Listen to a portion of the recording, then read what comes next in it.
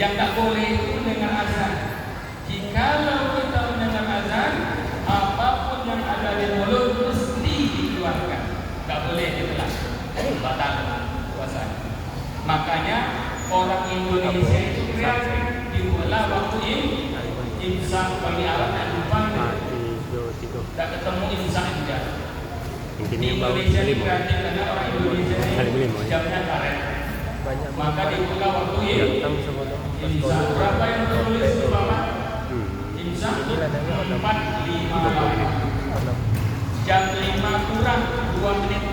Imsak berbunyi sirine. Ambulan.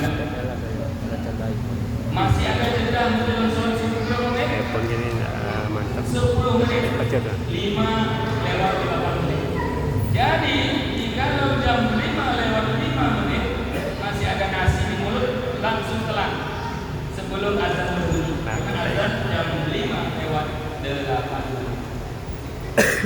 Jadi imsak itu sebenarnya warning atau lampu kuning kalau di jalan raya. Hati-hati, sebentar lagi kita mau berjalan atau mau menahan.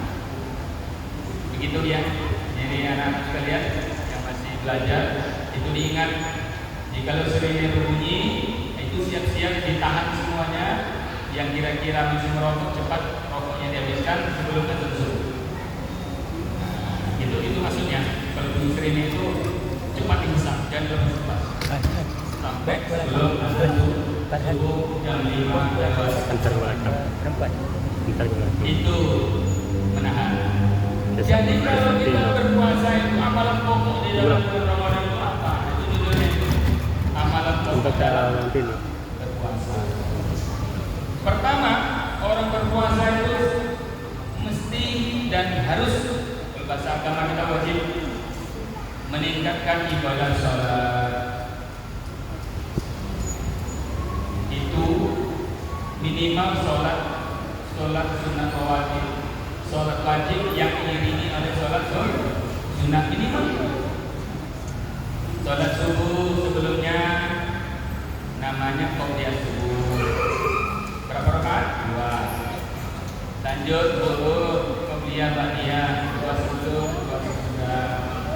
Lanjut asar, ba'diyah, tidak ada. Yang ada qobliyah subuh asar. Lanjut maghrib, ba'diyah, ada juga yang qobliyah. Isya ada yang ba'diyah, ada qobliyah. Yang ada itu ba'diyah, qobliyah pun ada. Isya itu minimal itu. Kalau subuh ada lagi tambahannya setelah subuh, ada di papan ini. Setelah subuh itu syarat subuh tidak boleh keluar masjid. Itu aja bedanya. Kita setelah salat subuh tidak boleh meninggalkan masjid. Nah, kalau di papan itu terbit, nah, gitu ya. Terbit matahari itu tidak salat. Kalau ke kamar mandi boleh, ya boleh. Sebentar, tidak lama-lama. Langsung masuk lagi. Kalau duha boleh pulang dulu baru duha. Tidak mesti dulu. Nah, itu amalan yang mesti yang tidak boleh tidak. Kalau kita ingin berubah setelah Ramadan. Lalu yang kedua, amalan pokok yang kedua apa? Membaca Al-Quran. Membaca Al-Quran itu apa sebenarnya? Bagaimana biar ringan, biar mudah? Setiap sholat baca aja apa yang hafal. Setiap sholat 5 waktu, misalnya sholat subuh, habis sholat subuh baca aja berikut. Lalu dari bawah merah ini tambah lampu. Kan begitu. Iya. Itu sederhananya. Merah pun jualnya, awak pun di Nanti situ suruh jualnya. itu juga baca lagi apa yang hafal. Kalau tidak, Atau lampunya boleh ditambah yang tapi tuang. hari ini kan sudah ada HP di celana Ganti yang paling tuang.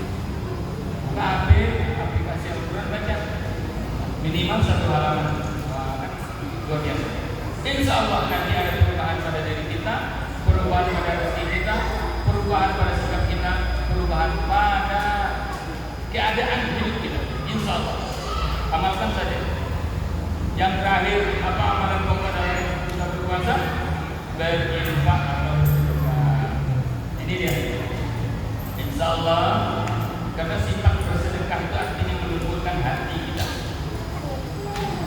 hati orang yang bersedekah itu dipaksa untuk lembut. Tak mungkin dia kasar kalau dengan orang sekian. Jadi pasti dia lembut. Lama-lama menjadi lembut. Karena apa yang dia miliki harus dan mesti diberikan. Itulah infak itu sebenarnya. Tentu hati harus senang. Kalau tidak senang tak mau kita beri. Itulah manfaat kita bersedekah berinfak. Melembutkan hati. Baik, dengan kita berkesan guru dari mengenai 3 amalan pokok ini mudah-mudahan kita bisa amalkan.